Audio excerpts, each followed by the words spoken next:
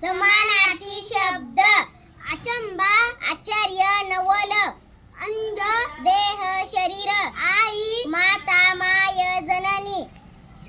आकाश आभाळ नभ गंध वास दरवळ गाणे गीत गान घर